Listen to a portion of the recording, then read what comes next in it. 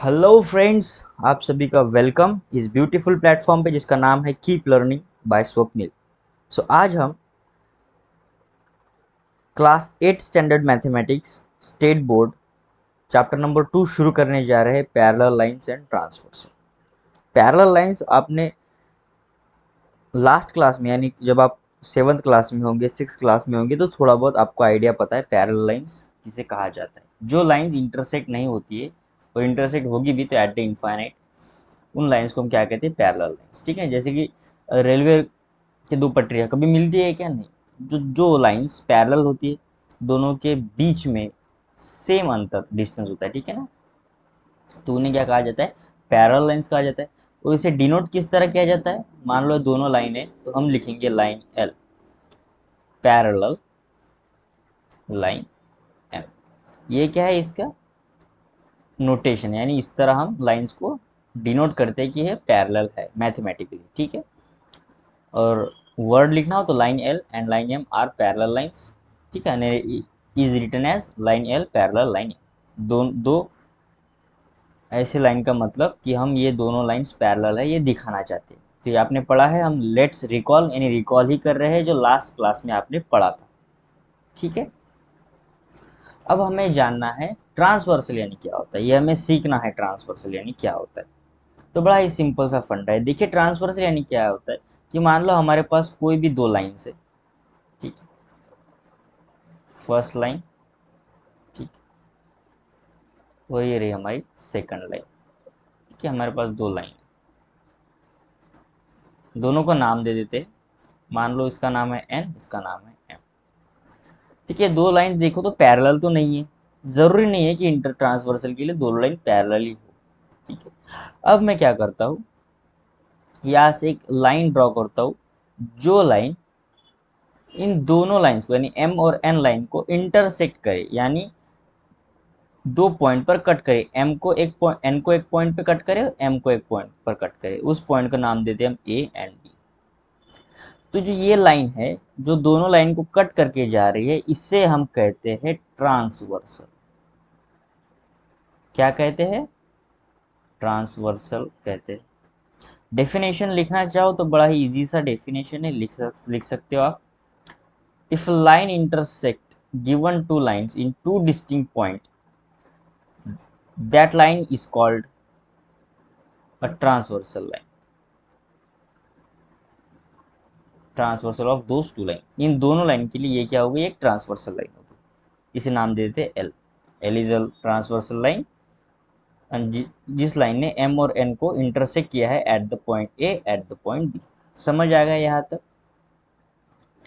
अब क्या पढ़ना है हमें कि angle made by transverse. Angle made by transversal यानी जो ये ट्रांसवर्सल लाइन है, ठीक है, ठीक है, ये जो ट्रांसवर्सल लाइन है, इस ट्रांसवर्सल लाइन ने इस दो पॉइंट पे कट किया एम और एन, जिस तरह हमने प्रीवियस स्लाइड में देखा ए और बी पे कट किया था। अब मान लो यहाँ पे पी एम एन एन पर कट किया। तो जब ट्रांसवर्सल लाइन कट कर रहे हैं तो वहाँ पे एंगल्स फॉर्म हो रहे हैं। टोटल 8 एंगल्स फॉर्म हो रहे हैं। कितने एंगल्स फॉर्म हो रहे हैं? टोटल 8 एंगल्स फॉर्म हो रहे हैं। अब 8 एंगल कहाँ कहाँ से फॉर्म हो रहे हैं वो देखना हो तो हम क्या करेंगे, आइए एंगल देखते हैं। मान लो कि ये ट्रांसवर्सल है, ये दो लाइन से यहाँ पे transversal M N and M point पर गिरी है, यानी यहाँ पर पॉइंट इन दोनों पॉइंट पे इंटरसेक्ट हुआ है, ठीक है। तो ये जो एंगल बनेगा ना, ये ए एम पी, ये बनेगा फर्स्ट एंगल, ठीक है। फिर ए एम क्यू ये बनेगा भैया सेकंड एंगल। फिर पी एम एन ये बनेगा थर्ड एंगल। फिर क्यू एम एन ये बनेगा फोर्थ एंगल। सिमिलरली यहाँ भी हम इसे नाम देंगे 6, यहाँ भी एक बनेगा 7, यहाँ भी एक बनेगा 4, एक minute just a second, okay 4, यहाँ बनेगा 5, फिर यहाँ बनेगा 6, यहाँ बनेगा 7 और यहाँ बनेगा 8। बन गए टोटल 8 एंगल्स, ठीक है। अब एंगल्स के नाम भी लिख लेते हैं। सबसे फर्स्ट एंगल बनेगा एंगल ए एम पी। फिर बनेगा एंगल ए एम क्यू। उसके बाद एंगल क्यू एम एन। फिर एंगल पी एम। एन, ठीक है।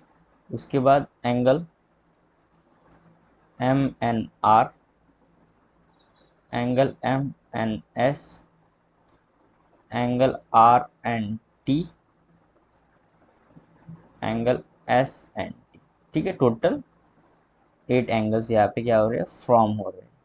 समझ आया यहाँ तक किस तरह ट्रांसवर्सल गिरने के बाद दो लाइन पर अगर ट्रांसवर्सल गिरती है तो 8 एंगल्स फॉर्म होते हैं, और एक ही लाइन पर ट्रांसवर्सल अगर गिरेगी तो यहाँ पे 1 2 3 4 4 एंगल फॉर्म होंगे। यहाँ तक समझ आ रहा है? समझ आ रहा है तो कमेंट में कमेंट करो, ठीक है समझ आ गया है, ठीक है। अब देखिए भैया नेक्स्ट क्या करते हैं हम, अब हम पढ़ेंगे करस्पॉन्डिंग एंगल्स। अब एंगल्स के बारे में पता चल गया कि 8 एंगल्स तैयार होते हैं, तो अब उन एंगल्स के कुछ प्रॉपर्टीज, सिमिलैरिटीज देख लेते हैं कि करस्पॉन्डिंग एंगल्स क्या होता है, ठीक है। करस्पॉन्डिंग एंगल्स यानी सबसे पहले डेफिनेशन पढ़ते हैं, क्या कह रहा है डेफिनेशन हमें, if the arms on the transversal of a pair of angles are in the same direction and the other arms are on the same side of the transversal, then it is called a pair of the corresponding angle। दिमाग के ऊपर चला गया, कोई बात नहीं, हम अच्छे से समझाएंगे, टेंशन क्यों लेना, मैं हूं ना तुम्हारे साथ, ठीक है।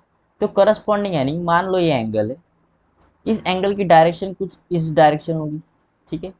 ये रही इसके एंगल की डायरेक्शन, ठीक है ना। जिस तरफ मुंह खुला है उसका, जिस तरफ उसका मुंह खुला है एंगल का, वो रही उसकी डायरेक्शन।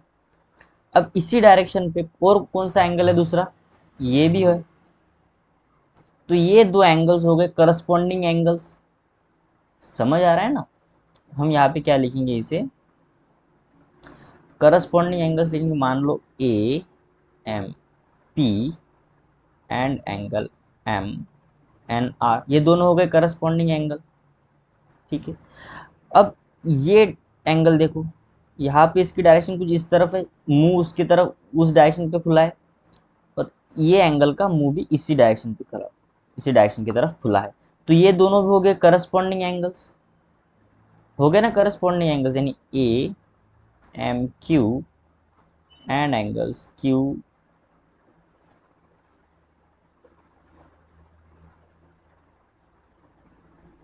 एम एन एस, ये दोनों हो गए करस्पॉन्डिंग एंगल्स, ठीक है। देखा जाए तो अब ये भी हो सकता है, देखो ये पे नीचे जो एंगल है ना, ये वाला एंगल, इसकी डायरेक्शन किस तरफ है, इस तरफ है, यानी मुंह इस तरफ खुला है। उसी तरह ये जो एंगल है ना, ये इसका भी डायरेक्शन इस तरफ खुला है, ठीक है ना। सो 1 1 2 2, फिर से थ्री थ्री, ये दोनों हो गए करस्पॉन्डिंग एंगल्स। कितना है, मतलब हमें ये देखना है कि किसका मुंह किस तरफ खुला है, जिस डायरेक्शन में दोनों एंगल्स का मुंह खुला होगा वो हो जाएंगे करस्पॉन्डिंग एंगल्स, ठीक है ना, समझ आ गया ना। और फिर आएगा ये एंगल्स, ये 4 और ये, इन दोनों का देखो एक ही डायरेक्शन में मुंह खुला है, बस हमें सिर्फ क्या देखना है, खुला हुआ मुंह देखना है, किसका किसके तरफ खुला हुआ मुंह है, ठीक है ना। आ गया, फील आ गया ना ट्रायंगल करस्पॉन्डिंग एंगल्स का, बड़ा इजी सा कॉन्सेप्ट है। तो ये हो गए करस्पॉन्डिंग एंगल्स। फिर से एक बार देख लेते, मान लो ये दोनों लाइन से कुछ ट्रांसवर्सल लाइन से कुछ इस तरह, तो ये एंगल का मुंह इस तरफ खुला है, ये भी एंगल का मुंह इस तरफ खुला है, तो ये दोनों हो गए करस्पॉन्डिंग एंगल्स। ये एंगल और ये एंगल दोनों का इस तरफ मुंह खुला है, तो ये दोनों हो गए करस्पॉन्डिंग एंगल्स। यहाँ पे इस तरफ इसका मुंह है, यहाँ पे इस तरफ इसका मुंह है, तो ये दोनों हो गए करस्पॉन्डिंग एंगल्स। इसका इसके तरफ मुंह है, इसका भी इसके तरफ मुंह है, तो ये हो गया इसका करस्पॉन्डिंग एंगल्स। कितना ईजी था, सिंपल है, समझ आ रहा है। आइए नेक्स्ट देखते हैं। नेक्स्ट हमें पढ़ना है इंटीरियर एंगल्स। इंटीरियर का नाम ही इंटीरियर है, इंटीरियर यानी आत यानी अंदर, ठीक है। तो हमें ये जो अंदर के एंगल्स के बारे में स्टडी करना है, ये बाहर के एंगल्स हो गए, ठीक है ना। ये रहे बाहर के एंगल्स, ये होते हैं एक्सटीरियर एंगल्स। ये जो होते हैं ये होते हैं इंटीरियर एंगल्स, ठीक है। अंदर में जो एंगल्स बन रहे हैं इंटीरियर एंगल्स बन रहे हैं, ठीक है। तो आइए डेफिनेशन देखते हैं।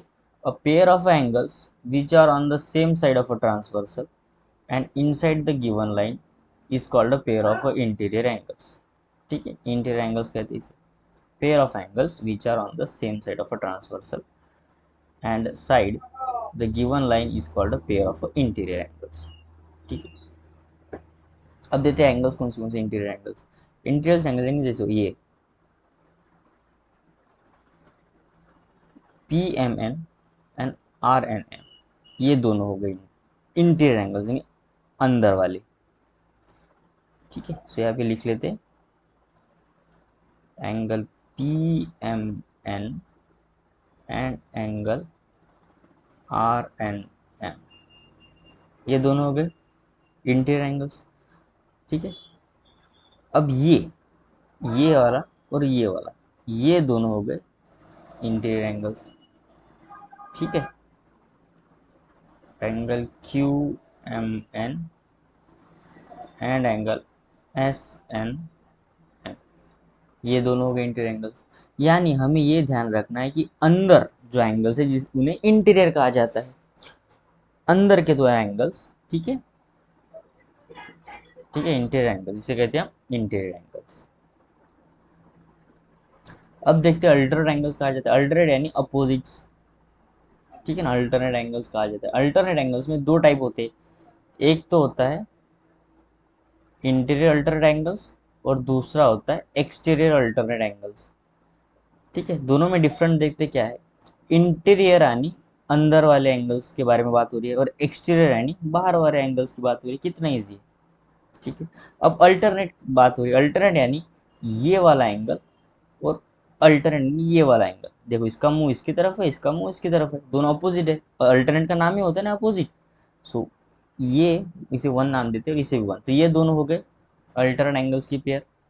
ठीक है, और अल्टरनेट एंगल तो है पर कौन से वाले, इंटीरियर यानी अंदर वाले अल्टरनेट एंगल्स। कौन से वाले, अंदर वाले अल्टरनेट एंगल्स। तो लिख लेते हैं यहाँ पे angle P M N and angle M N S, ये क्या हो गए अल्टरनेट इंटीरियर अल्टरनेट एंगल्स। फिर उसके बाद क्यू एम एन, ये भी है। ठीक है, ये वाला एंगल और ये वाला एंगल यानी Q M N R, Q M N R. ठीक है, Q M N and angle M N R, ये हो गए इंटीरियर अल्टरनेट एंगल्स। दो ही बनते हैं। ठीक है ना, पेयर तो दो ही बनेगी। बस अब इसका अपोजिट यानी अब बाहर वाले, एक्सटीरियर यानी बाहर वाले।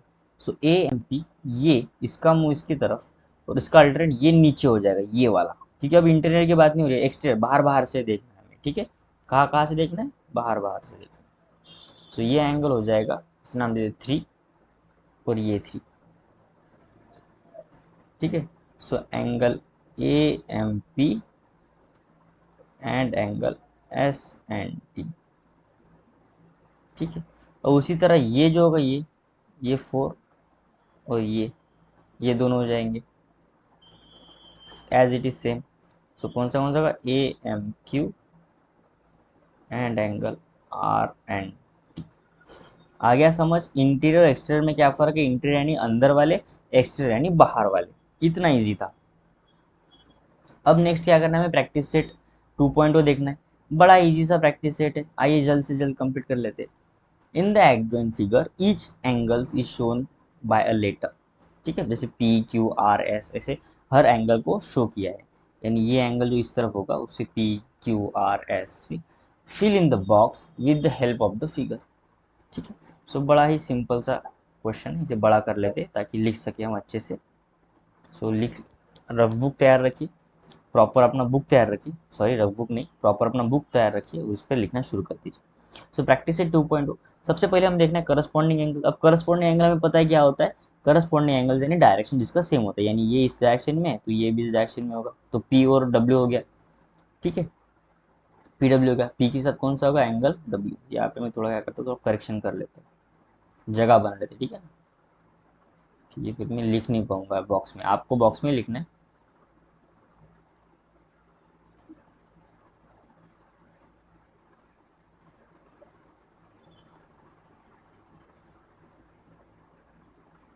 जस्ट अ सेकंड, हो गया। अब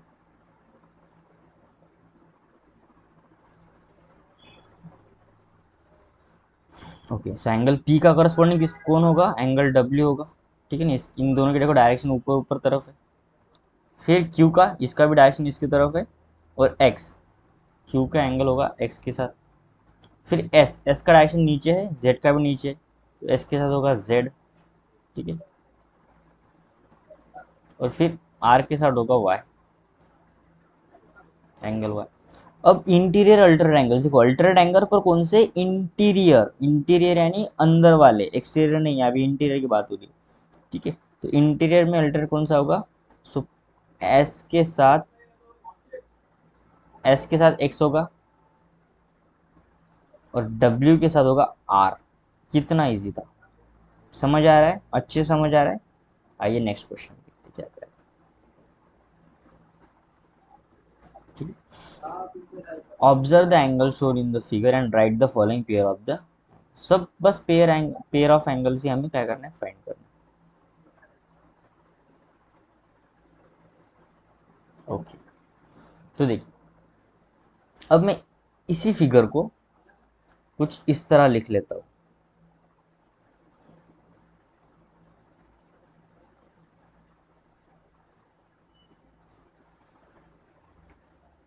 ठीक है।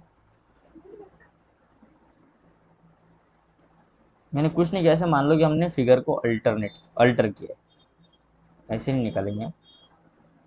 क्या हम करते हैं, पहले एज इट इज ऐसे लिख लेते और फिर इसे अल्टर करेंगे। देखिए सेम फिगर बन रहा है,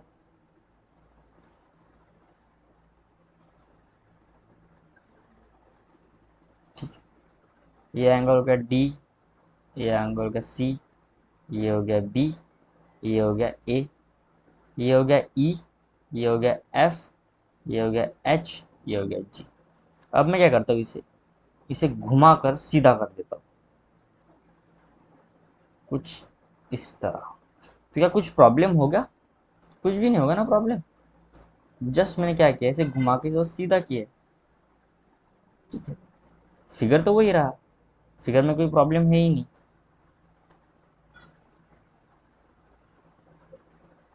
ठीक है। तो इनके नाम सीधे कर लेते,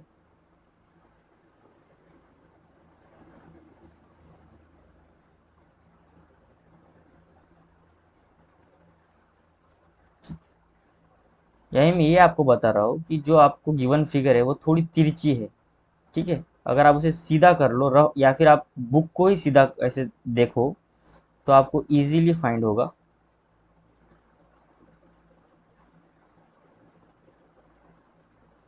ये रहा एफ। अब यहाँ पे इंटीरियर अल्टरनेट एंगल्स की पेयर बताओ, इंटीरियर अल्टरनेट, अंदर वाले और अल्टरनेट, अंदर वाले और अल्टरनेट, तो कौन सा होगा, एंगल सी, ठीक है, ये और एंगल ई, ठीक है ना, angle C and angle E, first pair. और फिर ये बी और H, angle B and angle H, कितना इजी था। फिर करस्पॉन्डिंग एंगल बताओ, देखो डायरेक्शन ये और एच वाला, एंगल डी, एंगल एच, ये हो गया एक पेयर। फिर एंगल ए, एंगल ई दूसरा पेयर हो गया, एंगल सी, एंगल जी, ये एक पेयर हो गया, angle B and angle F, ये एक पेयर हो गया। कितने पेयर हो गए, चार पेयर हो गए, ठीक है ना, करस्पॉन्डिंग। फिर interior angles, only interior, alternate वगैरह कुछ नहीं बोला, इंटीरियर, तो कौन सा होगा भैया, angle C and angle H, ठीक है ना, दोनों इंटीरियर है। उसके बाद angle B and angle E. कितना इजी था, समझ आ गया आपको सभी को, ठीक है। सो यहाँ पे क्या होता है, प्रैक्टिस से 2 वो खत्म होता है। नेक्स्ट लेक्चर में प्रैक्टिस सेट 2.2 करेंगे, ऐसे हर लेक्चर में हम एक एक प्रैक्टिस सेट को खत्म करेंगे और बेसिक से अच्छे कॉन्सेप्ट्स पढ़ेंगे ताकि रट्टा मारना ना पड़े, समझ कर हम क्वेश्चन सॉल्व करें और जो भी एग्जाम में क्वेश्चन पूछा जाए इजीली हम उसे सॉल्व करें। सो कंप्लीट प्रैक्टिस सेट आपको यहाँ पे मिलेगा, आपके फ्रेंड के साथ आप शेयर कीजिए ताकि वीडियो, अगर आपको वीडियो यूज़फुल लगता है आपके मैथमेटिक्स के सब्जेक्ट के लिए तो आपके फ्रेंड के साथ शेयर कीजिए, ग्रुप में शेयर कीजिए, आपके टीचर्स को भी बता सकते हैं आप। और जाते थे चैनल को सब्सक्राइब कीजिए, बेल आइकन को क्लिक कीजिए ताकि आने वाले सभी वीडियो का नोटिफिकेशन आपको मिलता रहे। So thank you so much for watching this video, have a nice day dear, मिलते हैं नेक्स्ट लेक्चर में।